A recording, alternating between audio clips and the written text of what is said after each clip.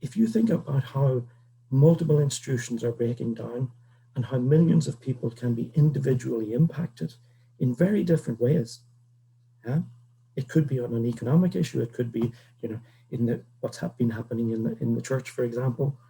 Um, it could be on any issue. But that rage is something that's common right across the board. You'll find this welling up of rage when these systems are breaking down. And then you see what happens in response. And this is what we see. There are two currents in response. Yeah? One of those currents I'm calling the destructive stream. And it's the rise of authoritarianism.